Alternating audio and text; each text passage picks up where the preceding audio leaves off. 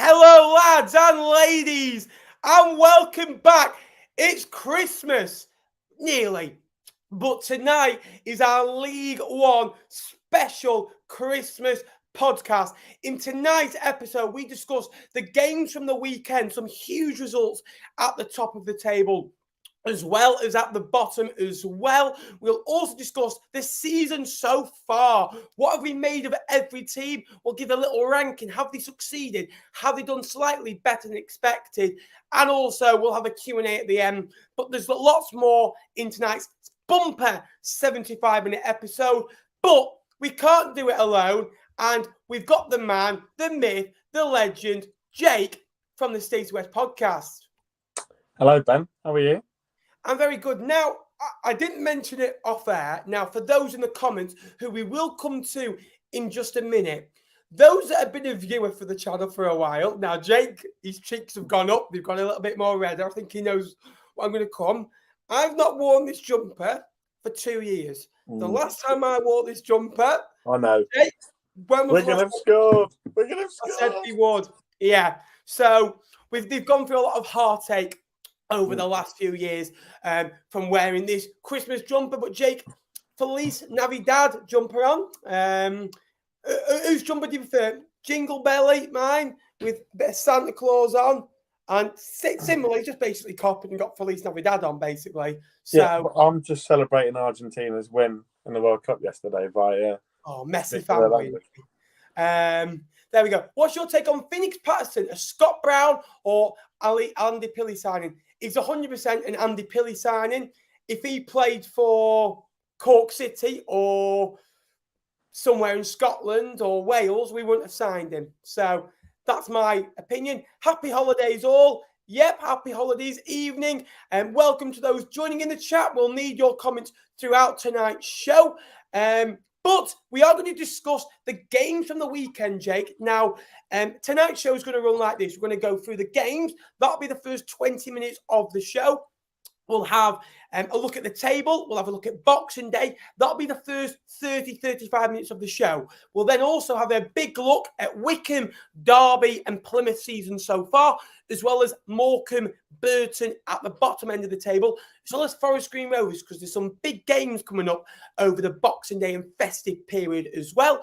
We'll also have a live Q&A at the end as well, and we'll just go with it. So, Jake, a brilliant result for Barnsley at the weekend against Burton. Devante Cole, 2 goals from probably the combined total of, 8-9 yards out. But it's good to see Devante Cole getting in the right areas at the right time, because when he is getting into the box, and he's a bit of a fox in the box type of player, a bit like his old man used to be sometimes, he's a very lethal strike at this level. And 7 goals this season shows that. Yeah, Devante Cole's a good striker, Ben. I mean, you'll know as much as anybody because he had a spell up at Fleetwood.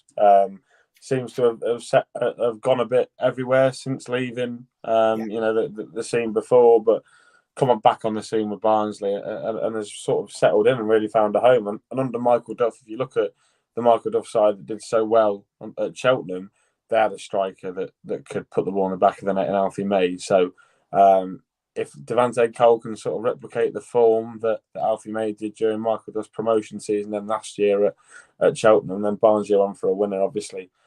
Continuing their really good streak and a really solid performance from Barnsley. Maybe something you wouldn't have got 6 to 8 weeks ago because they were a little bit all over the place. But no, Michael Duff's getting it right at the minute, isn't he? 5 straight wins, I think, kind of concludes that, doesn't it? They're the best team in League One at the minute, and they're firing up that League One table, shortening the gap on Sheffield Wednesday, who are a bit of a distance ahead, but maybe just saying, if you drop 2 points, we'll catch those 2 points up. Accrington at home and Accrington away and Fleetwood at home next. An opportunity to get 4, possibly 6 points for the Tigers. But Burton only 6 points away from home. It's a worry. They're only away win this season, coming away at Exeter City. Am I worried for them? Yes, I am, because against another game where they conceded 2 at game, and you can't do that. They've got quality going forward in Adebayo, who's proven his quality so far. He's in double figures, but when you're conceding 25 goals away from home, is it now in 11 games? That is a joint most away from home. alongside Forest Green Rovers, who shipped 4 at the weekend. We'll come to them later on. But a big result for Barnsley, who carry on their impressive bit of form. Bolton Wanderers were another side that have been a bit all over the place. 5 points from the previous 5 games before this. However, they are the second best side at home in the division at the moment. That's their 23rd points at home. 7 wins, 2 draws, 2 defeats for Wanderers. It was a win against Exeter City, who are under new management in Gary Caldwell, who've only picked up 7 points in his first 7 games under his leadership. They have had a tough spell, Exeter, before we come to Bolton. If you think of who they played in those 7 games, they played Ipswich, they played Derby, they played Bolton. So it's not like they've been playing, obviously they played Sheffield Wednesday and they were, seconds away from a huge victory there. So when you kind of mention the teams that they've played, you can kind of think it's not a bad return, a point a game. No, and, we've sort of said all season pretty much how impressed we've been with Exeter. Yes, that was probably under the old management of Matty Taylor, who has gone to Rotherham and has struggled. But Gary Caldwell sort of picked up the baton a little bit. He's got them playing good football. They were just unfortunate to come up against Bolton, who at home may be one of the top 3 sides in the division. Like you say, they pick up a lot of points. And this game, Ben, was won in the first half, really, because Bolton just blew Exeter away. Dion Charles, what's that, 3 and 4 now? Is that 4 and 3? 4 and 3, I think it is. Really good. Obviously, 10th league goal of the season. And obviously, Connor Bradley as well getting on the score sheet. So, Whites are strong at home. Exeter, not worried for them whatsoever. But Bolton, I feel like Bolton needed that sort of performance, especially sort of to get themselves back on track and maybe into that bracket of teams where you think, yeah, they're definitely going to finish in the top 6 rather than might they drop out. It's a huge period for Bolton because you kind of think that they need to get on a winning streak now while other teams aren't blowing everyone away. But like you say, Charles is coming into good goal-scoring form. When he got 1, you always knew goal scorers. As soon as they get 1, they go on a goal-scoring form. Bristol Rovers have slightly picked up of late. Now, a couple of late goals against them and goals for them has kind of changed that little bit of a run. Now, they were 1-0 down, and obviously John Marquis scores a brace. The first goal kind of comes from a high press, doesn't it? Where Charlton are literally all over the place, and it's a really good high-energy press, and they get the goal, and the second goal, again, they deserve it. It's a really good victory on the road for them. They've gone toe-to-toe with a lot of, bigger clubs in this league so far into this season, and that's what Joey Barton will try and do. It's a really good victory for them. But for Charlton, they're just all over the place. Now, for me, no win in 6, 16 points at home. Now, that doesn't sound too bad. But if you remember back at the start of the season, they were top 2, top 3 for the best home form in the division. That's capsulated. They're wanting their owners out, Thomas Sangard out. Obviously, they've just sacked the manager. And being a Charlton fan is probably a hard chore right now. Yeah, but there is some positive news on the horizon. It looked like a takeover. I think it's the guys who run FC Nordjylland over in Denmark. I'm pretty sure they're sort of keen on a purchase of Charlton, which would see them become a bit like an academy side. Which it's interesting to see how that would go down if that's how they get purchased. Relying on young players, I have a feeling Sheikh Mansour is also involved, the Man City man. So that would be interesting. As for Bristol Rovers, obviously John Marquis, we know, can score goals. I mean, I loved him for most of 2022. Came in and really impacted for us, and he's done the same at Bristol Rovers. And if you can remember, Ben, a couple of years ago, he had a really stinking performance at the Valley Forge for Pompey. Yes, I think yes, not yesterday, but Saturday is putting that performance to bed. And 2 really good goals, 2 really good finishes by John Marquis, and that's good because that shows that Rovers have got competition in those forward areas. Because Archie Collins, his name is it Archie Collins, the striker. He needs competition, and obviously Marquis scoring 2 goals is going to massively. Archie Collins plays for Exeter, doesn't he? Sorry, see what I have to put up with. See the standard that. Well, they do say, Jake, as a main host of a show, you get someone with not exactly great knowledge, so I look good. And that's exactly why we have Jake in the channel. Yeah, okay, then. But Marquis is a good player, mate, and he scores goals at this level. And it's good to that they've got to have two centre forwards in hot form coming up to Christmas, because they're that team that were in the bottom four a couple of weeks ago, but they've shot up to ninth now. So it shows you that this league is absolutely mental. We did say, though, at the time that they've got a couple of games in hand. They won the next 3 games and they shot up to about 13th in the league. It's still the same. There's so many teams that are tightly gapped. And even in the playoffs, there aren't a team on high-flying form. There's a lot of teams that are getting 7 or 8 points from 5 games. What Barnsley have done is they've blown everyone away and got 5 wins. And they've got themselves well in the playoffs now with a little bit of a cushion. So it's huge for them. As well, we'll come to the comments now. Excited for an away day at Southampton. Happy Christmas, Bo. Thanks, Sue. Appreciate that. Thank you for the support. Thank you, Sue. I'll see you there tomorrow. Safe journey down there. Bolton v Derby next game. Come on, you trotters. Evening all, really enjoyed Saturday. Morecambe was one of the best sides I've seen at home part of this season. Really hope they stay up. Morecambe will come to them in a minute. If you could like today's stream, that'd be massively appreciated. So if you're just watching or listening in, just click like. You're free to do so. If you've not subscribed already, I encourage you to do so, because that would really help the channel out a lot as well. Derby 4, Forest Green Rovers 0. Mendes Lang with an absolute stunner, and David McGoldrick with a hat-trick. 7 goals for that man as well this season. And I think he also scored a brace against Bristol Rovers, didn't he, at home? So for me, David McGoldrick is one of those types of players. When he gets the ball, it's glued to his feet. Now, against us in August, he was the best player on the pitch, and he didn't really... I think he came on as a sub that day off memory. And you could just see that man played in the Premier League 80 months ago. I know he only scored, 4 or 5 goals, but he was still a top goal scorer for a club in the Premier League. And you can see that in little glimpses. He holds the ball up.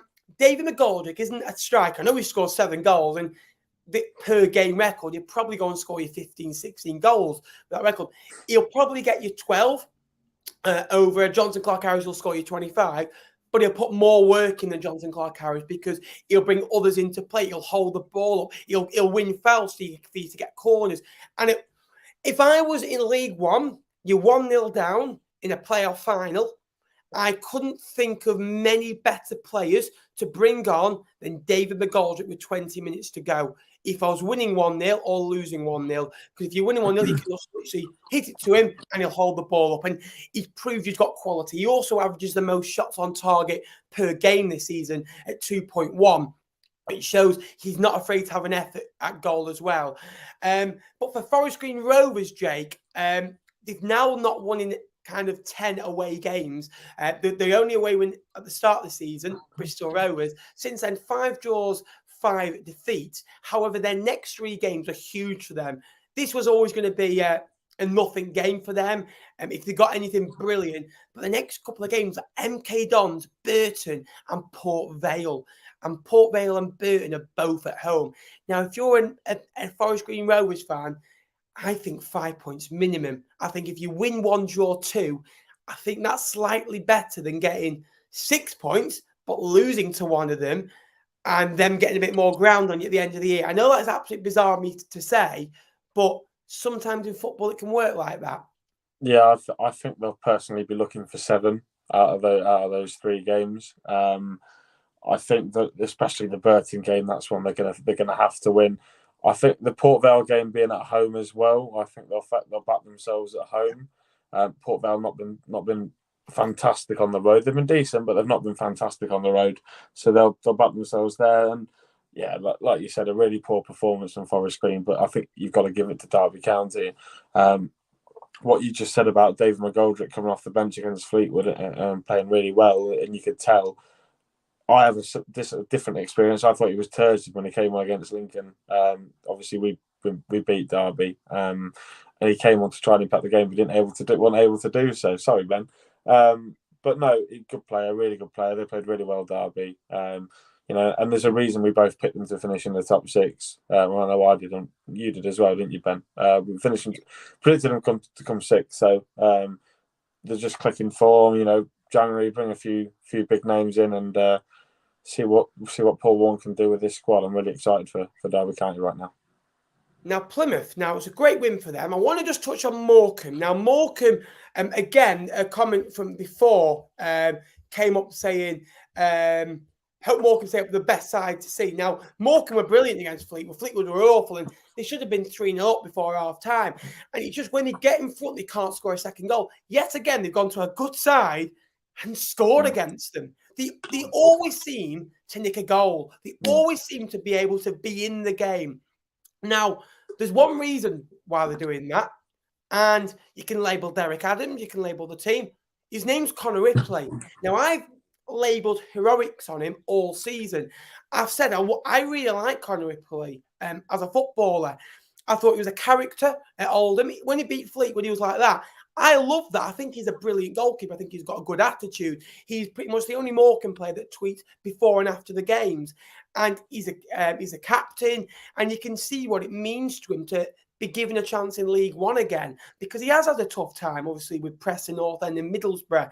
And it's good to see that he's kind of found a little bit of a home again. I think he made 11 saves at the weekend, which is the most this season. The other times a keeper's made the most saves in the league are Connor Ripley, and you guessed it, Connor Ripley. Now that, I think you've got a label at Morecambe's defend, but he's still keeping in the games. He saved a 4 penalty this season out of 5. And if they can just keep the chances cut down a little bit and keep a clean sheet, Morecambe will get up that table, won't they? Yeah, no, I agree, Ben. I agree with the comment. Obviously not seeing the Plymouth game back, but Morecambe very impressed over the twice that I saw them in the last couple of weeks. Always in the game, got a very good midfield in there. Jensen Weir, Harry Taylor, Usman Farney can break up the play, and they've got more dangerous going forward. You know, like they say, they build on this platform they've got with Connor Ripley, keeping them in games, which means they can nick a goal always. Like you say, Phillips has been in good form. Stockton is, you know, he's only one game really from firing and getting on a run, because we saw what he did last year, and they've added some technically brilliant footballers into that squad. So, yeah, for Morecambe, I think I expect them to stay up, given on how well they've played over the last couple of weeks. They've just got to try and add something different to the squad in January, but that's going to be the most difficult thing with budget constraints and all that sort of stuff. But no, to put in a really good performance away at home park. I mean, I know Vale went there a couple of weeks ago and won, didn't they? But you know, a good performance. Derek Adams will be taking plenty of positives from his old stomping ground visit, I'm sure. Absolutely. No win. It was the first win in 5 games for Argyle as well. And both of them coming from the left-hand side with low different crosses.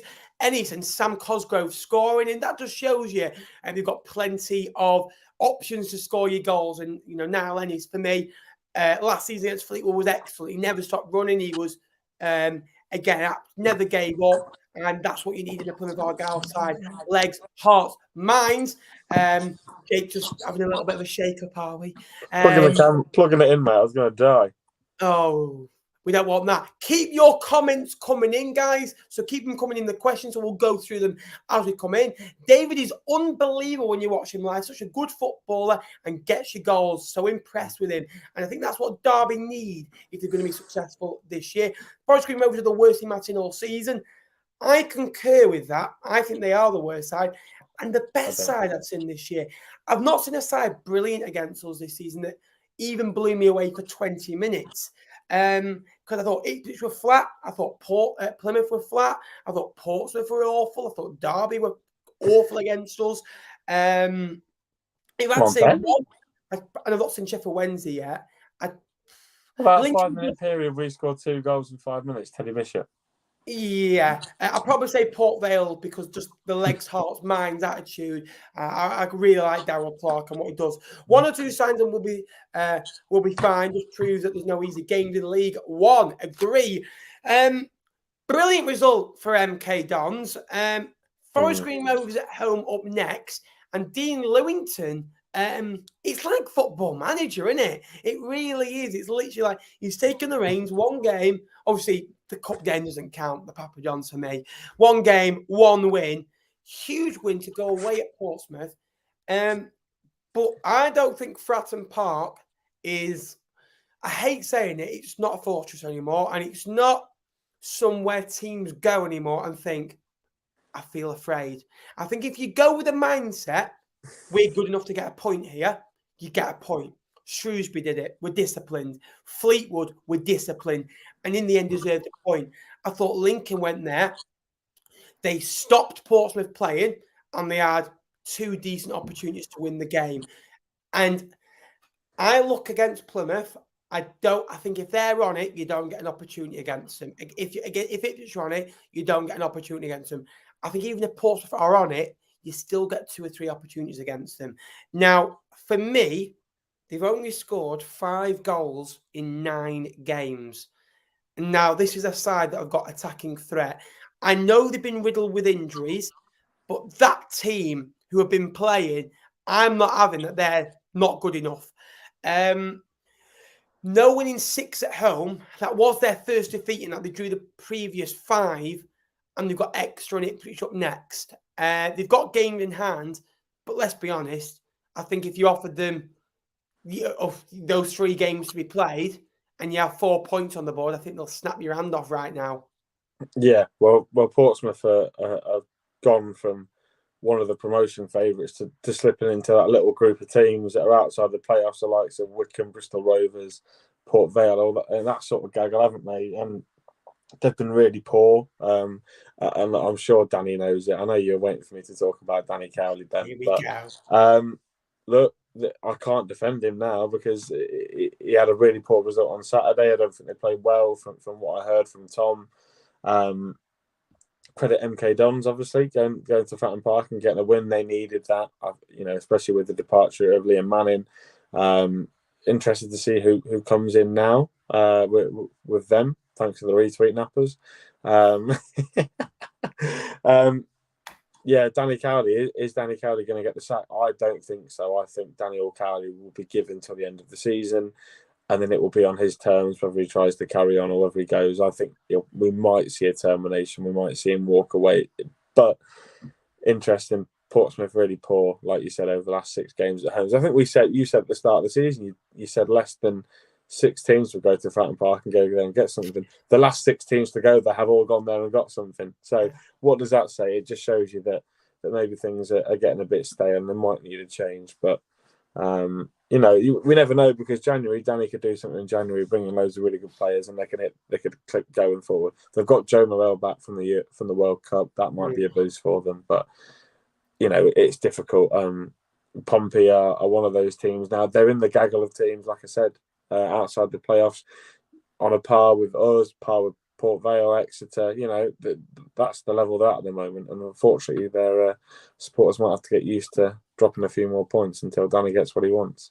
Yeah, I think that the problem is Danny Cowley is really good with supporters when it goes well. I doubt it. I don't think it. I think Danny is one of those, if it goes well, it goes well. And if it doesn't go well, it doesn't go well. There's not an in-between. A bit like Derek Adams kind of thing. It either goes really well or goes pear-shaped. And he's gone from up here to being a Portsmouth legend, and they're singing 4-4-2, we're top of the league. And Barton came out with his quote, didn't he? And said, we'll meet him down the track. And we all laughed at him. And it's like that quote, you all laughed at me. Well, you're not laughing now, are you?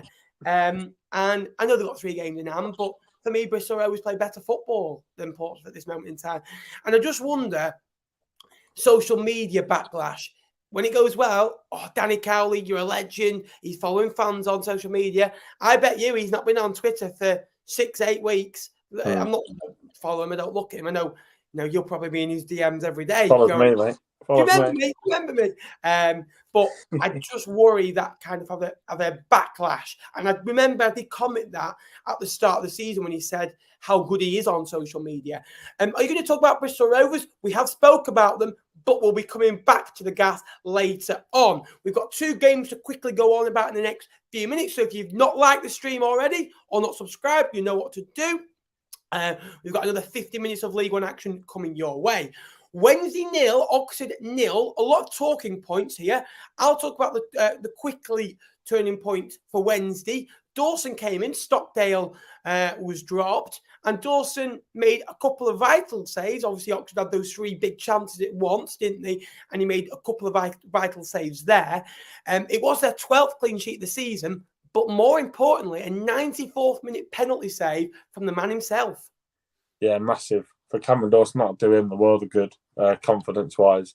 Obviously, been out of the team with David Stockdale coming to the football club, so massive for him. I think this is a good point for Oxford, even though they've missed a penalty in the last minute, going to Hillsborough and getting a point.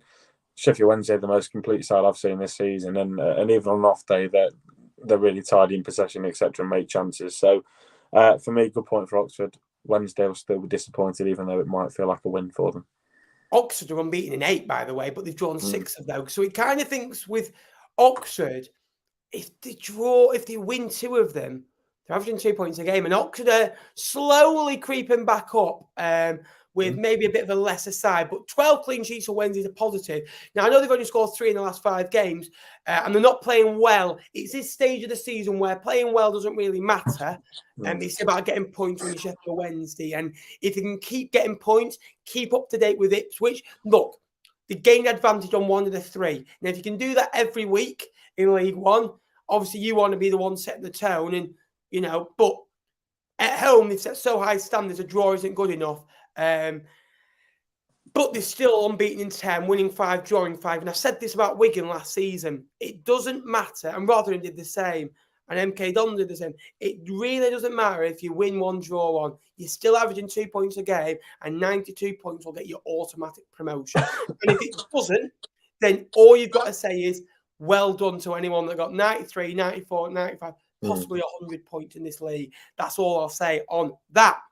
Now, Wycombe, we filmed a podcast on Tuesday, and I got a little bit annoyed at one of the questions, didn't I, about a Wycombe back? And I went, well, the 4 points outside the playoffs, and they've just, like the 4 points from the last six available, they've beaten Portsmouth at home, and they've gone to Lincoln, who haven't lost at home this season, and drawn 0-0 and shut them out, and kind of just made it a Wycombe type of game. And I'm starting to see Wycombe again have their style on the game. And it's like probably the first 15 games of the season, it was like games were ordinary games. They weren't Wycombe games. Now the last 3 games, they've made it, right, we're in it. This is how we play. And this is how you're going to play. And teams are going there afraid again. Now, the goal from Brandon Hanlon, I called it goal of the week. I just think the way he dribbles, he shrugs off his defender, gets into the box, and look, it's a hard angle for the goalkeeper to save it, under the arm, and really difficult. So I won't criticise the keeper, but brilliant goal, brilliant 3 points, 3 clean sheets in a row. The march up that table, 2 points off Derby in 6th. Got the swagger back, haven't they, Ben? They're back under Ainsworth, obviously. I think him going on Sky with Jimmy Bullard certainly helped him. He was on that, the drill, wasn't he, on Soccer? Yeah, I think that's clearly helped him. But yeah, no, Wycombe are turning back into that really nasty side to play against. Saw them firsthand, like you said last week. Just didn't feel like a 90-minute game of football, which is what Wycombe ultimately are masters at, and they're fantastic at. And to beat Ipswich at home, we've said for so long whilst we've done this, Ben, or certainly I know what we've spoke about it at length before. Wycombe, their ground, their rules, and it's becoming that way again. And ultimately, I think that was a quote on it from Anthony Stewart a couple of years ago when they played Sunderland in the playoffs. And I think they're getting back to that sort of level. And with 1 or 2 clever additions in January, the keep Anis Mehmeti, they're this team that are going to come from the midfield pack and try and gate crash the top 6. That's what it looks like at the moment, doesn't it? Yeah, absolutely. Because I'm a big fan of yours. Can you name me your favourite away day ground? So far this season, my favourite away game has actually been Lincoln, because I think it's because of the takeaway. Good boozers near it. Nice little city. Good support. Nice people. Bar this imbecile. Good night out. Good breakfast. We had a lovely breakfast. Only waited an hour and a half for it. He's only going to Wetherspoons and play twice as much. But anyway, is the guy on the right Dyche's son? Sean Dyche's son? No. Oh, Stuart Little I'm getting. I normally get that kid from Polar Express. I don't know who you remind me of, Ben. I don't think it's very PG. Right, okay. We'll after the stream, we'll have that. Okay, then. I agree. Wycombe 1 defeat in 7. Keep your comments coming in, guys. We're going to come to them as we go on. Again, we need the comments flowing to help the stream. That'll be massively appreciated. We'll Say again. Sean Dyche's son is a professional footballer, mate. So, yeah, my name's Max Dyche. Plays for Northampton Town. Yeah, that's me. Yeah. Here we are. Again, Boxing Day, then we'll have a quick skim through. MK Dons, Forest Green Rovers. It's huge that Forest, MK Dons awful at home.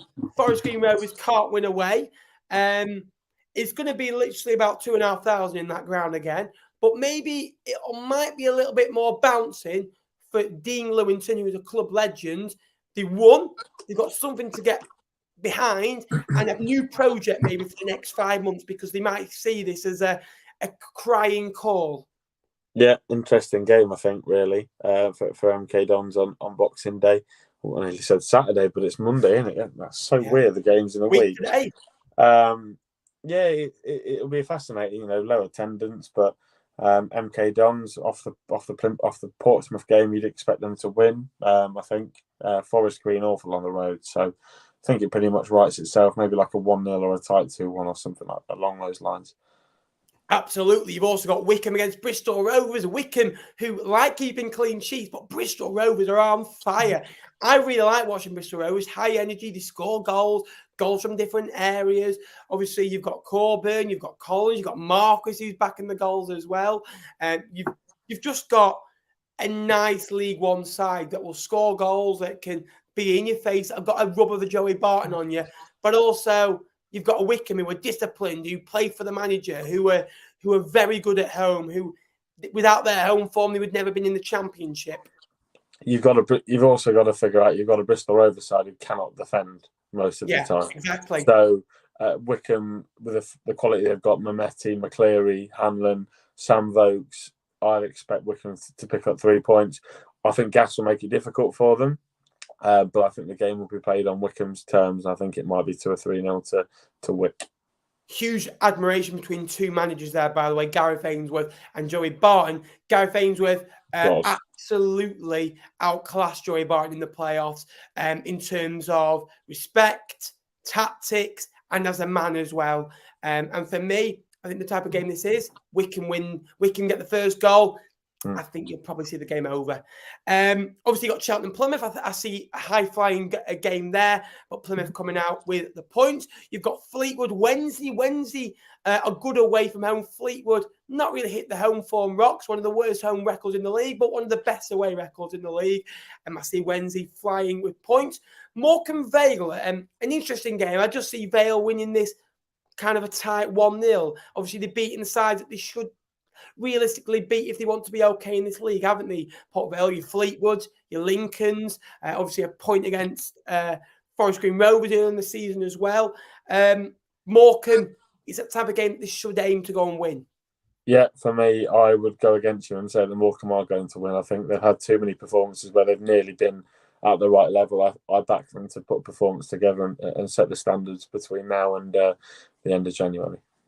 Charlton Peterborough worries me because I can kind of see if one side wins this, they might go on a little bit of a run. Now, I don't think it'll be Charlton anyway, day of the week.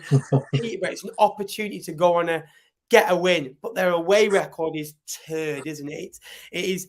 I don't understand it. I just think when difficult moments, and Charlton, although they're not playing great, it's still a difficult place to go, isn't it?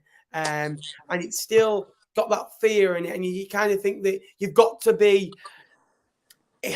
They're a bottom 6, bottom 7 club at the moment, but it's not like going to an Accrington or a Burton, is it? They've still got a good support. It's a big ground. You're obviously it's a wide pitch, Charlton. I've always noticed as well, and you've got to kind of be at Gear A to beat Charlton. I always think, although Charlton haven't been in Gear A since Portsmouth at home in September, have they? So they need to up it as well. Accrington, Barnsley. Now, Barnsley are really good at the moment, but this is the type of game that I think Barnsley could slip up at. Accrington, big game for them, Boxing Day, bumper crowd, and it's very much like two big sides, physical sides, that one's got a bit more quality than the other, but the other one's at home.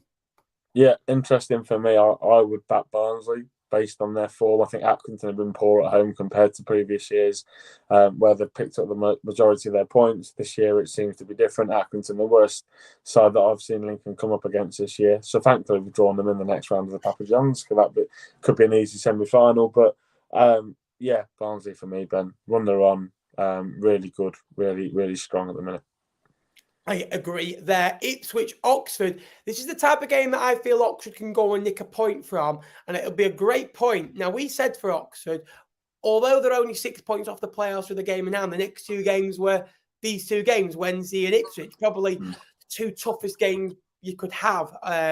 Realistically, you obviously got Plymouth in there. That's a tough game as well. But I'm interested to see that, and I think Ipswich will need the first goal in that one. But I could easily see a 1-1. Cambridge and Shrewsbury, two sides that just 1 minute will be all right, and the next it'll be poor. Exeter, Portsmouth. Now, Exeter, I feel if they don't up it soon, we could see them getting dragged back into a bottom four race. Or if they go on a good run, they could be in a top six race. It's one of those for me. And Burton against Lincoln, I'll save it for you. What are you thinking? Because it's a huge game for you. If you can win, you really are having a good go, aren't you, at Christmas? Yeah, I think it's a game I expect us to win. We normally go to Burton. I mean, I think we've won every time. We've played them at the Pirelli since we've been promoted to the division. So it's a game where I think that we can go there and perform, really. But Burton is not going to be an easy game. They're a decent side, even though they're low in the division. They're still going to have plenty of threat. Victor Adeboyeyo is going to be in some good form. So one of them, Ben, where it's a game we're dubbed to win, so we'll probably get beat. That tends to be how we go. And then the day after, Bolton play Derby County, don't they? It's a huge game for both football clubs. Both are in the playoffs. I think if you offered both sides a point, I think they'd both probably accept it. I think Derby are drawing a lot of games that they should probably be winning, and that's why they're not making life a little bit easier for them. But Derby are either really good and a 9 out of 10, or they're a 6 out of 10 and they struggle, don't they? So that's where I think they're at. And Bolton are very much the same, but at home, I just fancy Bolton. Is it on Sky? Is that why it's been moved? It is, yes. So, yeah, it'd be fascinating. I think Derby have had a couple of good away performances this year. Bolton, obviously, like we've said in the show, really strong at home. So I would back a draw, I think, in this one. Two teams that are up there don't want to lose because they don't want to lose too much ground on each other. So for me, I think an away point for Derby would be the better result of the two. Okay, keep your questions coming in. We're going to go into the League One table now. And the bottom four currently sits Morecambe, Burton, MK Dons, Forest Green Rovers. Now, I think 3 of the 4 probably thought they'd be struggling this season. I thought the Burton side that were on a bad run last year, I thought you said last year in, I believe it was the end of March, it's lucky that they went on that good run at the start of the season, because otherwise they'd be in trouble. Yeah. We all expected Forest Green Rovers and Morecambe to be there, but not MK Dons. However, a win against Forest Green Rovers and good results for them. Obviously, Cambridge and Accrington not picking up anything, and they could be outside that bottom 4 come Boxing Day, and they should really kick off the season. But it's still an unsuccessful season. Now, if you look at the next bunch of teams from Fleetwood, Cheltenham, Charlton, Accrington, and Cambridge. Now, I think if you ask all those fans, you're going to be between 16th and 20th this season.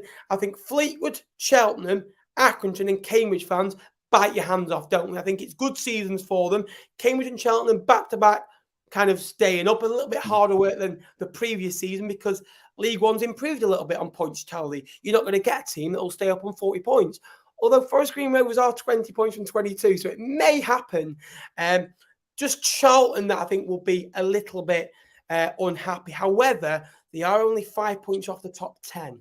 Yeah, but Charlton hit the reset button, so it could literally go in any way, couldn't it? They could slip towards the bottom 4 if the takeover hits a nasty spell. So, whilst there's so many points off the top 6, I don't see them troubling it whatsoever, and I think they'll be finishing in the lower half again this season, unfortunately. Yeah. Agree. I think Exeter and Lincoln will be delighted, won't they? Because again, they're pushing on that door. Lincoln they are 7 points off. Obviously, a game in hand, couple of games in hand actually on some teams this season. But for me, games in hand are like, I don't really care. We need to play those games first, and they are a false insecurity because every team they always go, if we win that and we win that, it's never. Oh, hang on, if we lose that and they win that. A lot. It all depends on form at the time because if you're winning game, you kind of imagine if we win there. And if you're losing games, you kind of think, if we lose that, it's a mindset thing, isn't it? I think just above that, Shrewsbury and Port Vale have been outstanding this season. I think they've been poor in some moments, don't get me wrong, and that reflects why they've both won 8, drawn 5, lost 8. They've gone on decent little runs at times, where Shrewsbury were a couple of points outside the playoffs in the middle of October, and Port Vale have been near the playoffs at some occasions, but again, they got brought back down to earth a couple of times, haven't they?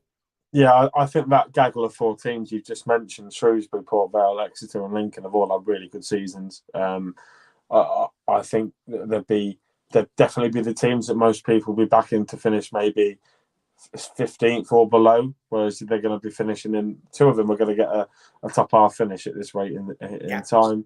I think all of them, well, obviously Exeter and Port Vale have become the Charlton and Cambridge of last year, whereas Shrewsbury and Lincoln definitely needed some work in the summer. Obviously, we had a change of managers. Shrewsbury had a lot of change to the playing staff, really benefited them, and definitely they've creeped at the table. And I think that's really positive, and it shows that they can push on again and see if they can get any closer towards the top 6, because, that's what we like. Teams that shouldn't be in the top 6 getting in the top 6, isn't it, man? Yeah, absolutely. Now, when I'm just having a look through the League One table, which, believe me, that like Christians obviously read the Bible, and obviously you got your Messi fanboys who just literally read everything about Messi. League One is my Bible, and I love it. For me, I was speaking to someone the other day saying how precious this league is to the Premier League and the Championship, because you look at the England team, was it 19 or 20 of those teams? And it all depends on this league. And there's so many big football clubs. And you also look at managerial changes at this level as well. It is as frequent. Obviously, I know it doesn't cost quite as much, but if you kind of think that Man United have got so much money and Forest Green Rovers have got so much money, it'll probably cost a Forest Green Rovers, if they were to sack Ian Birchnell very soon, a percentage more of what they've got in the bank too. So you've got to be really careful with your funds that you've got to change up. Now, you look to the teams that have changed this season, going from bottom downwards. 2 of the bottom 4 have changed. Burton and MK Dons. Now, Burton have improved from that change, haven't they? And if you think about it, I think when Hasselbank left, they were 1 point after 7.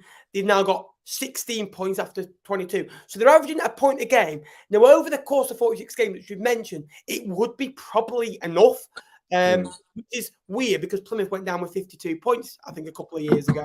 That was bonkers. And then you look at the other teams that have changed. Charlton have just changed. They haven't got a new replacement in yet, so we can't really comment. And then you kind of look up the table. Exeter had to change. They didn't. Have they improved since? Look, they were on 20 points after 15 games, 27 from 22. I don't think it's too much of a drastic change, is it, really? Because the teams that they played against, and that's what you've got to factor in. And the performance levels have been okay, in my opinion, as well. I do want to come to them later on and analyse their performance against Bolton, because there was a couple of worrying points for me. You also look at kind of teams that could potentially change. Derby changed as well. What do you think of Derby's change? Because I think they've improved from it, because they were a little bit flat. They seem to kill a lot more teams off now. The team that they should beat. They're scoring more goals. Obviously, they beat Cambridge away. They scored 4 against Bristol Rovers and Forest Green Rovers at home. And I think you can kind of take them more seriously for promotion under Paul Warne than you can do under Liam Rosenior. Although Liam Rosenior's probably got a better job now. Yeah, I was about to say Liam Rosenior is a fantastic football manager. The way he gets his teams to play. Obviously, when Wayne Rooney was there, he was considered the brains behind Derby County and Wayne Rooney. So clearly a good gaffer to have ended up in the final 2 for the job interviews at Blackpool, and then to get the whole City job. Yes, he's a bit of a legend up there, but still the pedigree to be in the Championship. I would agree. I think you take Derby a bit more seriously. I think under Rosenior they were too open. They played free playing football, but they were far too open.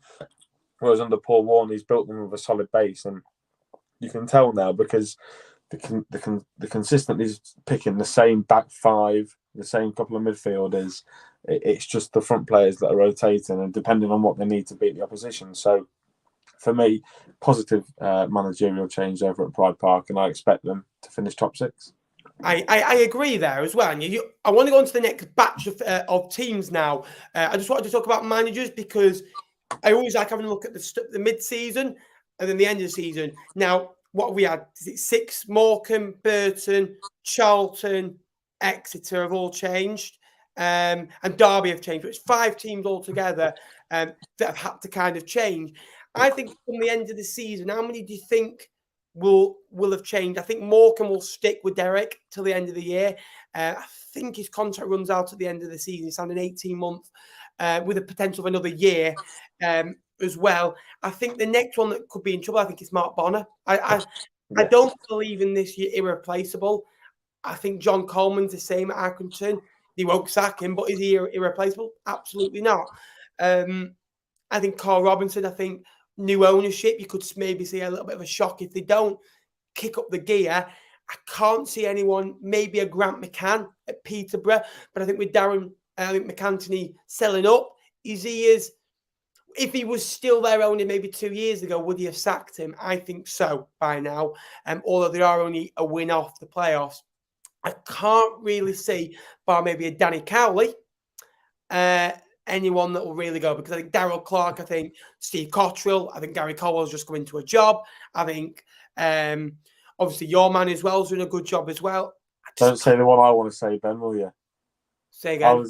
Don't say the one I want to say, because I think there's a manager that might be in trouble towards the end of the season, and that's Ian Birchnell.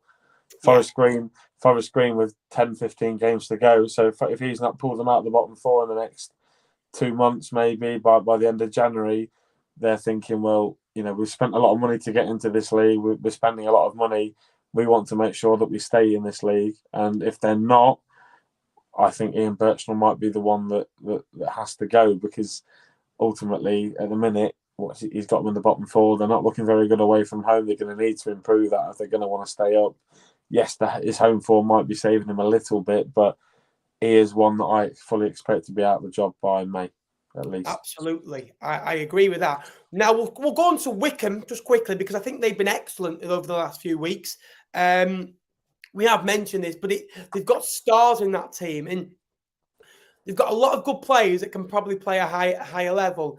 Alfie Mawson, championship quality, Brew. Not Premier League, championship. Don't get to Mehmeti, potentially the championship. I don't like some people saying he'll get absolutely eaten alive in the championship, because League One, in my opinion, is just as physical as the championship. You've got big lads earning £2,000 a week who have come from non-league. You don't really get that as much in the championship. You kind of get players dropping down from a higher, fancier level with probably more skill set. Now, let's be honest, Mehmeti, his skill set, he could play in the Premier League in 3-4 years. I really believe that. I think he's got the great attributes. He just needs to go and get 200 appearances under his belt and score goals consistently, keep his head down. And what better place and what better manager to do that under than Gareth Ainsworth? I think the bloke's an absolute legend. The 2 points off the playoffs. I think the problem is this season losing 8 games. They've not. It's really weird when I'm saying this. They've not drawn enough games that they've lost. Now, you take a couple of those defeats and turn them into draws, like Wycombe normally do, kind of drag out a draw out of you. And if they get 3, they're in the playoffs. I know if you get. And the level on points with Bolton, who are able to have had a fantastic season. Now, Bolton got, I think in the end, 73 points last season. If they carry on their PPG, they're only going to get about 3 points more. And last season was a really good season, obviously, with the first year. But this year, to get them in the playoffs, it's a really different mindset, isn't it? Yeah. I think you've made a few interesting points there. Just regarding Mehmeti, I have a feeling that Mehmeti might need to play in a better footballing side in order to unlock that ability first before moving to the Premier League. So maybe moving to a championship side that plays on the front foot, where I just think that his qualities and his abundance of attacking talent is sometimes wasted in this Wycombe side, who like to either hit on the counter or play for set pieces. I don't think that's his strong suit.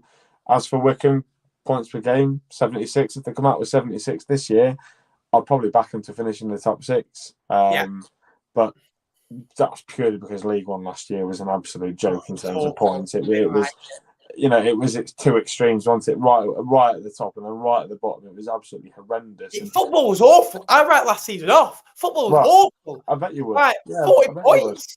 Yeah, I bet 40 points, mate. 40 points. But Wycombe, mate. I think they've got that. Like I said earlier, and they're just getting this nasty streak about them back, and I think that's what. If Wycombe are going to be in the top 6, they need to be nasty because that's the only way they get there.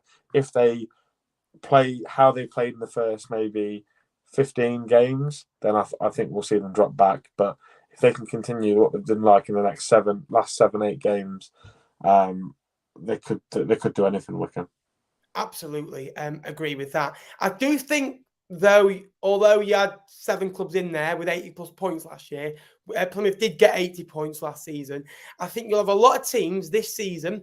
I think it'll kind of be scattered where it'll be 91, 90, 88, the top 3. And I think you'll have an 81, an 82, a 78, a 76. Then I think you'll have a 74. I think you'll have 4 teams or 3 teams between 6th, 7th, and 8th, all on 76 to 72 points. I think that's how it will go this season as well. Keep your questions coming. The legend Cornell's coming with a lot. Cornell, mate, we will come to you, don't you worry. We can't leave that legend out. Wednesday, Ipswich and Plymouth, we spoke about in abundance, and it's great to see how that's shaping up. You got 43, 45, 47. I do see Wednesday winning on Boxing Day to take it to 46. I do see Plymouth winning on Boxing Day to take it to 50 points after 23 games. I think that's job done. You're in League One next season, and I think it'll be halfway there. We probably need another 40 from 23, but I don't like the mindset of 37 points to go, 34 points to go, 31 points to go. You see that comment, Ben?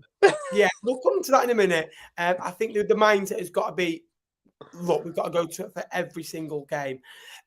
Just quickly, before we go in to the comments, star players this season. Now, you've got your top goal scorers, Jake. Johnson, Clark, Harris, your Aaron Collins, your Adebayo Ejos, Kobe Bishop, Mehmeti, who's up there as well. Nombe, who obviously he's come a long way. I've come a long way. I can pronounce his name now. Giovanni Brown, I think he's been outstanding. Collins and Brown are pretty much are in the top goal scorers and the top assists as well. I think Leif Davis has been terrific as well. Morgan Whittaker, outstanding. Morsey, Lee Evans, Connor Ripley. I think has been in the top 5 goalkeepers this year with your Coopers and your Waltons. I think they're the top 2 in my opinion at this moment in time. Any players that you've been really impressed with, Jake? Yeah, one player in particular that stood out more than anybody else for me was Cooper at Plymouth Argyle. And I say this as a goalkeeper myself. I'm in the goalkeepers union, so I'm always going to pick a goalkeeper here. Is that because you were the biggest growing up? Because that's how I was a goalie. No, I just like diving in the muck, mate. I started off as a striker, and then I ended up at an academy of a team currently in League One, and they put me back into goal. So interesting. To be fair, Jake, I remember. I'll tell you a story here. No, you carry on. I'll tell you a story. I think Cooper, Argyle were poor the day they came to play us, and I just think that he kept them in the game without a doubt. Without Cooper, they lost the game. I think he puts in performances. I mean, I just think about the save that prevented Christian Walton from scoring to make it 2-2. I just think he's a goalkeeper made for the Premier League, and I think sooner or later that's where he'll be playing this football. So, for me, best player I've seen by some distance as well, Cooper. I think it's a close second, maybe. I was really impressed with Marcus Harness when we went to Ipswich. Obviously, maybe Ipswich fans might not agree, but absolute nightmare for your defenders playing in those little holes in front of our back 3 and in between Matty Virtue and Matt Sanders. So it's interesting. I see Cornell's gone with Jack Diamond, which Jack Diamond's been a good footballer this year. Cornell, no doubt about it. Regan Paul as well. It's not been too bad. Yeah, I agree. When I was a footballer back in the day, I obviously played for my college as well, and I started off as a right wing back, got absolutely leathered there, and I got put against the quickest wing as possible. I was very much like a right wing back that didn't venture past the halfway line. Then they put me up front, And that was the reason why. It wasn't because I scored goals, just to get me out of the way, basically. Never got up that way anyway. So that's my footballing experiences. Bad patch for Charlton, positive Lieben and Brie. And he's coming with a super chat. Thank you very much. I don't know what. NOK. I hope it's not NOK. North Korean. Or is it? Thank you very much. I really appreciate that. Thank you so much. Again, we're going to come to your comments as well. All the super chats and all the comments are appreciated. There's 50 people in this stream. So if you could like today's stream, we're currently on 26 likes. So if you can get it up to 50, that'd be massively appreciated. We'll also speak about the home form and the away form. There's only 3 sides that are in the top 6 of both. They're the top 3 in the division, and that's why they're there. If you can get, say, every 10 games, you can get 20 points at home, no, 24 points at home. I can go and get, say, 17 points away. You're going to be in the top 2, top 3. And that's why, obviously, you've got Derby County in the best home form as well. You've got Peterborough in there, who they're up there because of their home form and their away form. A couple of teams sneaking in there that you might not expect are Fleetwood and Bristol Rovers, who Fleetwood are there because they're away from the relegation zone, and Bristol Rovers are near the playoff because of their away from. I don't know why I'm doing that. I'm going like Betty, Italian, Betty. And obviously the form of late, I think Bristol Rovers, Barnsley, Wycombe all stand out as well. There's also as Wednesday, Derby and Ipswich all picking up points for the best 6 at the moment, but there's no one really standing out at this moment in time. Before we get into the comments, you can see his little cheeks puffing up. Go and give yourself a little plug, Jake. Now, the link is in the description for Jake's channel. He is on 693 subscribers. I reckon we can get him to 700. So click that link below, go in the description, and just literally press it and go and subscribe. Jake, but where can they find it? And what's it called? What do you do? Mate, so we are the Stacy West podcast. Recently, we've just been purchased by TalkSport as well, which is really exciting, and we've become part of the TalkSport fan network. So we were originally a blog, a written blog by Gary Badmanting Hutchinson, as Cornell calls him. There's a lot of written work on there, so there's plenty of that to check out. There's a podcast that the 4 of us do every week, which is pretty good. We go through games. We've got loads of stuff going on. We've had the likes of Liam Scully on the podcast, who's our chief exec. We've had Mark Kennedy, Michael Appleton, Clive Nates. We're hoping to get Landon Donovan on the podcast because he's a strategic advisor of the football club. We've had the new American investors, the Jabaras, have been on. But you can find my work over on the Stacy West YouTube channel. Previews, match reviews, all sorts going on. A lot of good stuff coming your way. And obviously, trying to reach 1,000.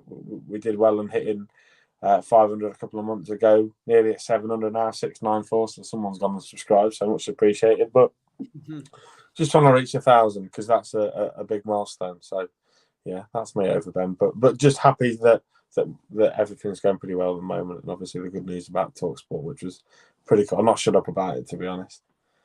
Yeah, I love that. And also as well, thank you guys for 10,000 subscribers. We did a podcast on Tuesday. It was out on Thursday, half an hour. We were here 2.5 hours nearly speaking about football. And we also, we'll come to the comments in just a minute. We also gave away one of these beauties at La Prem de la Prem. I am a co-writer on this masterpiece. My dad draws caricatures, as you can see, and there's loads of writing in there as well. Again, we sent one out, so congratulations to the winner. As you can see, Jamie Vardy, former Fleetwood man himself, in there. Obviously, you've got your Kevin De Bruyne's. If you're wanting a copy, just give me a message on Twitter. FDSC Nappers or Instagram is the same. $19.95 plus postage, 340 pages. It's literally as thick as I'm going to be after Christmas or as an Argos catalogue. So if you want a copy and you can see some of my work in here, obviously Steve's work, my dad's work and Keith's work, give me a little message as well. And thank you for 10,000 subscribers. And maybe if we get 11K very soon, we may do another one as well. We're going to come to your comments now, guys. Barry Bannon is such a good player for Sheffield Wednesday this season. Where do you see Origi moving to? Origi? Oh, this is I know who he means. It's a guy who's at Chatham Town. He had a trial with Gillingham last season. I think he's a right wing back. I think Cornell wants us to sign him, but we've got Regan Paul at right wing back, and I don't think he gets in. Yeah. Obviously, Regan Paul's been very busy tying Josh Hill's boots at the minute. Lincoln's form this season has been amazing. Has it though? Has it? We've not lost, but you've not lost. But you're not winning. You won 2. We've won 2 out of 10. 2 out of 10. We've drawn 8. 1, 2. I can confirm that as well. I think that something desperately. I said you need to get to January 3 points or less outside the playoffs. I don't think you do that. I think you're going to limp in 6, 7 points outside, like we all thought, and you're going to be chasing. I think you'll have a little bit of a good run, but it'll be too late. I love Danny as a person, but he's a bloody awful performance against MK Dons. Good people don't win wars, unfortunately, and I think that's the case. Cornell has been saving all these questions up to come and answer, lads, and so on. Don't worry, we're going to come to them. Reason why I would like Tanaya Watson at Lincoln City because he looks like grime star AJ Tracy. Oh, this is your thing, Ben. So when we got, I think it's when we got promoted out of League 2, Cornell asked AJ Tracy to come and perform at the trophy lift, which obviously never happened. But I'm pretty sure AJ Tracy once retweeted Cornell. Cornell, you'll have to confirm that to me. But I've got to tell you, Nando's there. I went to Nando's the other day without him. Funny enough, me and Jake actually went for a Nando's after the Wembley final, didn't we? We did, mate. By the way, Jake gets lemon and herb, just to tell you. No, I do not. You're the one that gets lemon. I get medium, you cheeky shit. Yeah, same as me. I have a feeling I know that is. I have a feeling I reckon that's a Blackpool fan. Oh, yeah. Yeah. That's bad, but there's a 5-game winning streak. Yep, keep the comments coming in, guys. We'll have another 5 or 10 minutes of your questions. I'll ask you one, Jake. How many sides currently in the top 6 in the playoffs? So, all right then. How many sides out of Barnsley, Bolton, and Derby do you see seen in the playoffs this season? Because I think it's impossible to answer that top 3 at the minute. Because I think all sides will go on a good run and all sides will go on a bad run. 2 of the 3, I think. Yeah, I agree. And I think it's Barnsley and Derby. Yeah, I think Bolton are most likely to slip out. I think Bolton can go on the best run out of a lot of them. I know obviously Barnsley just won 5 in a row, but I think Bolton can go 8 unbeaten. But I think they're also the most likely side to go 6 games without a win, draw 2. And sometimes they make risks. Like a couple of times this year, they've not put a keeper on the bench. Imagine if your goalie goes down. Imagine if James Trafford goes down with an injury, or because he's done that a couple of times where he's got back up. But do you know what I mean? It's one of those. Stick with Danny. We'll turn it around. Agreed. I think the problem is, I think Danny needs more time. I don't think Portsmouth have time. That's my issue. I think Danny Cowley would be a perfect manager for Peterborough. Because Please don't say that. I know you won't like saying that. I think he'll get time. He'll rebuild them with a decent budget, and he will do something with them. Or if Ian Everton left Bolton, I just don't think with an absolute humongous following and Portsmouth Football Club is like church. Fratton Park is their church. They're religious. There's not many sides that I go, wow, their fan base at Fratton Park or how much they love that football club. They save their football club. Not many clubs do that. It's a special place, Fratton Park. I honestly believe there's something not right. And talk about Blackpool. Yeah, talk about where do you reckon coming down from the he's right. I think he's right. I think Tony's right. I think Blackpool. Under Appleton. The problem is, Jake, is they've got a manager that he's a Preston lad. He's a Preston fan. They've got a Preston player playing for them. It reminds me of when we had Simon Grayson. They can't get over his connections. They never wanted him in the first place. Some fans, I don't think, wanted him to do well, and he's not doing well. He's not made the effort, I don't think, to connect with the Blackpool fans like their previous manager did in Neil Critchley. Yeah.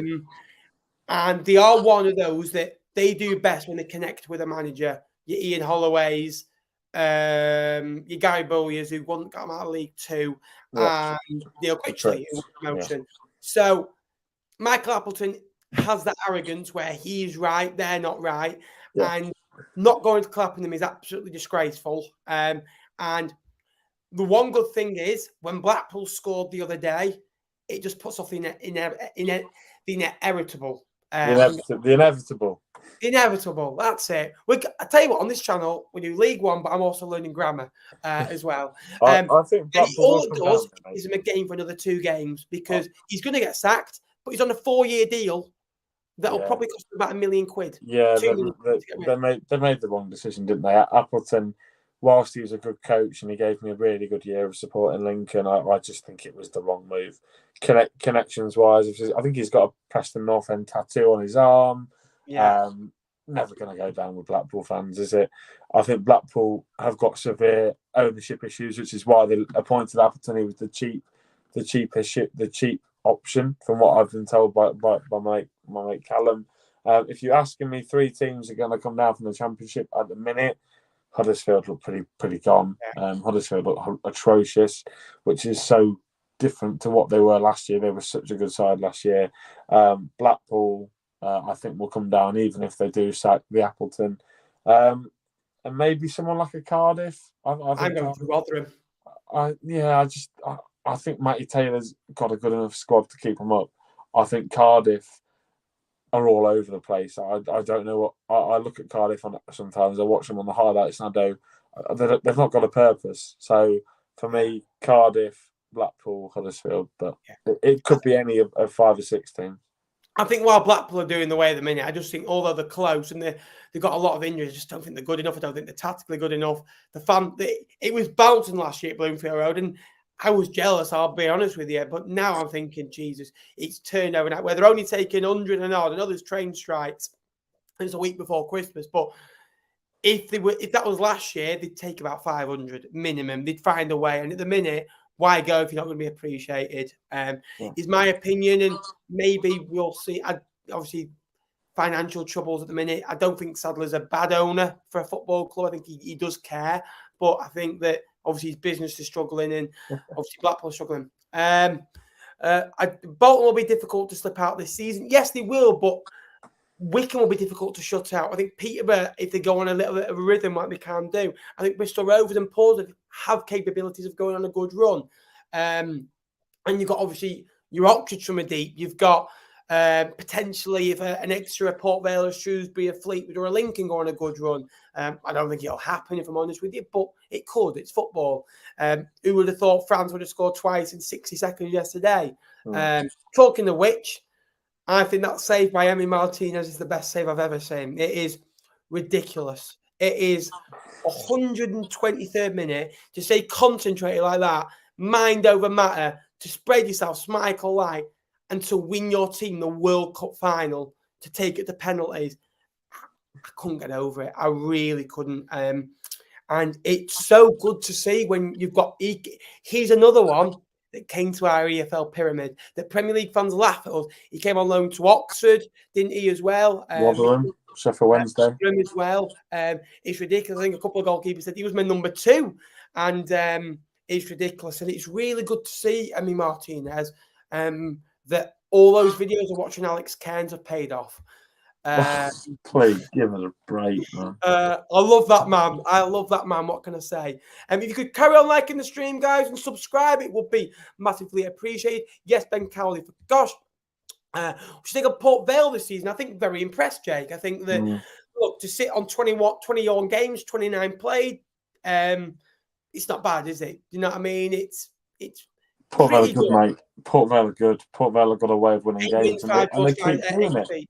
They keep doing it. If you look at them, they win the same way nearly every time because they have a tight first half and they score an early goal in the second half and they just coast to a victory. It's just how they work. I think the lad that they've got that you had last year, Butterworth, he's really come to his own at Port Vale and certainly showing a lot of good signs. But really like Port Vale. Don't like going there and losing because it's a horrible away day, but. I like seeing Port Vale do well. Yeah, I do. I think good manager, good fan base, well supported as well. I think what between 6 and 8K, which is always good. Dan Butterworth, that man, also scored the winner against fellow League One side Lincoln City this season as well. Yeah, he did. I spoke about him. League One bottom 4. At this moment in time, we're at Christmas. I think Morecambe, Burton all go. I think Forest Green Rovers go as well. I'm going to swap Gusard Accrington. I'm going to stick with Cambridge at this moment in time. Jump mine. Bear with me. I think you said yours on the podcast. I think you said Morecambe, Burton, Forest Green. You said I've changed my mind, mate. Morecambe are going to stay up. Honestly, you change your mind more than a. Oh, sorry. Don't. You get cancelled, mate. Burton, Forest Green, Cambridge, Accrington. For me. You change your mind more than a woman. Honestly, you really do. I would say that. That's why I'm popular with them, Ben. Yeah, right. Bottom ones are the most promoted side in English Football League history. Yeah, but you keep getting relegated, so there's obviously a reason why you get promoted. No, I'm only joking. Bolton are a terrific side, well supported, and they have got that belief in them that in every league that they're in, they can have a go, don't they?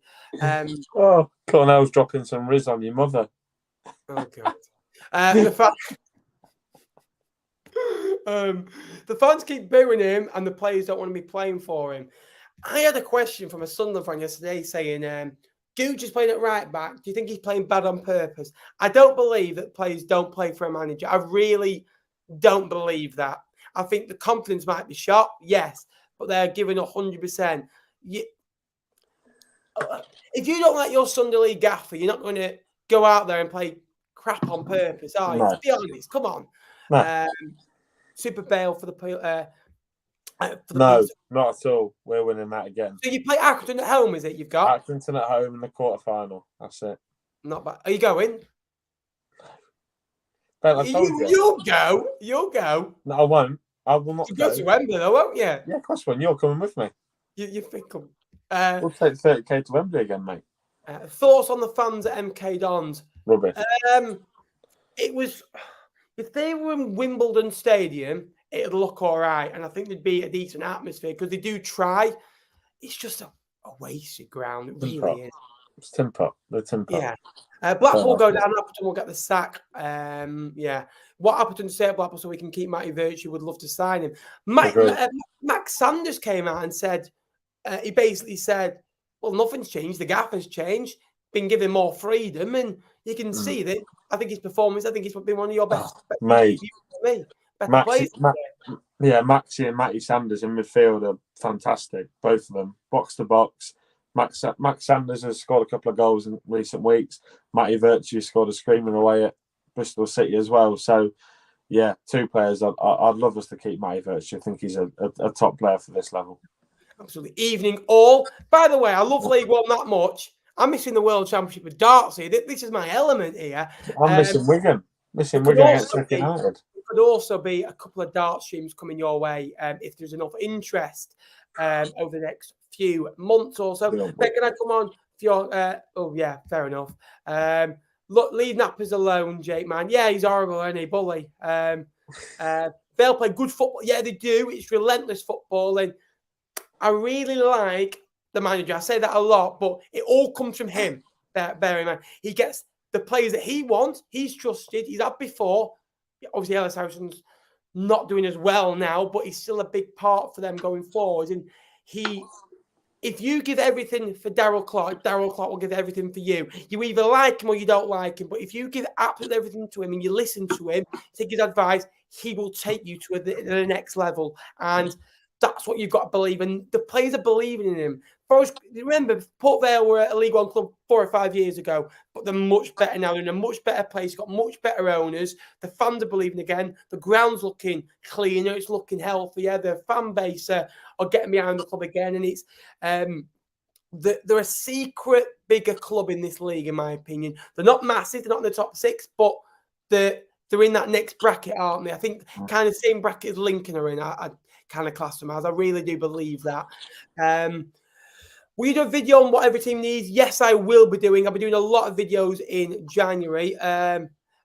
League One is fantastic. Shame about the officials. I'm not going to talk about I genuinely believe that I don't talk about referees. I think that the best way is because you're going to.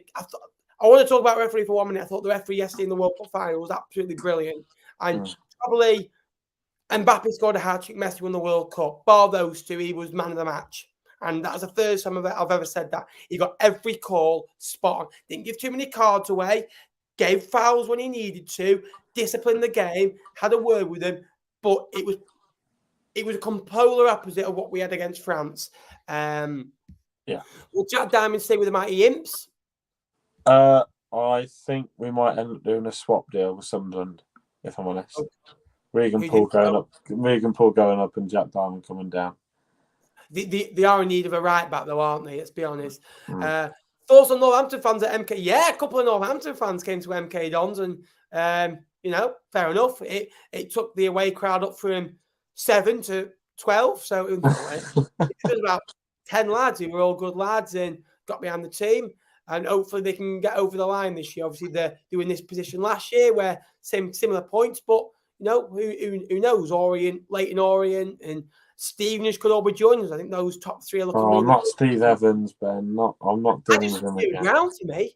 No. It's more southern clubs at the moment. We're getting rid of Burton and Morecambe. I mean, we're getting more. It's ridiculous amount of miles that we have to travel in League One. You're all right. You've got 150 mile there, 150. Yeah. We've got distance. It's ridiculous. Should Lincoln City get Tom Cannon on? Well, he's just gone to Stockport, so I think. Tom Cannon? What, the lad that's at Everton? Oh, no, sorry, that's Andy Cannon. Andy Cannon's gone to Wrexham. Bear in mind, Fleetwood are very close to signing him on loan. That's what I've heard, but if I have Mark Bonner as good as your source, Mark Bonner to Rotherham, then they'll end up at Lincoln.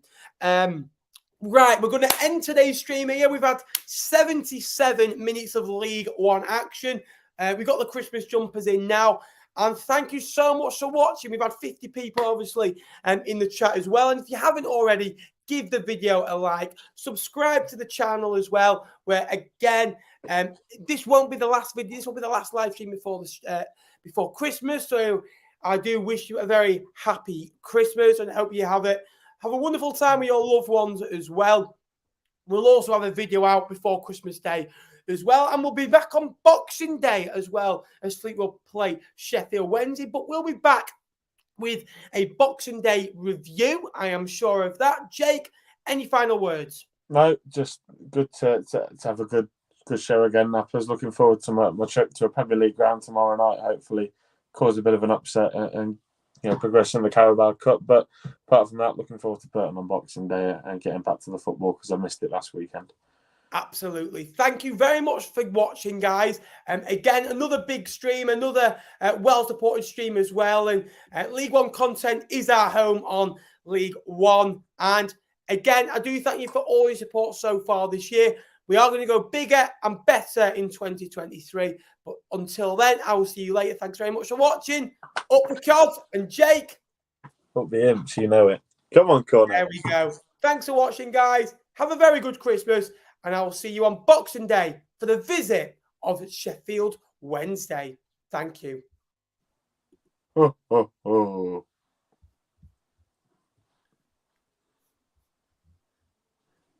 Never do that again, Jake. Ever.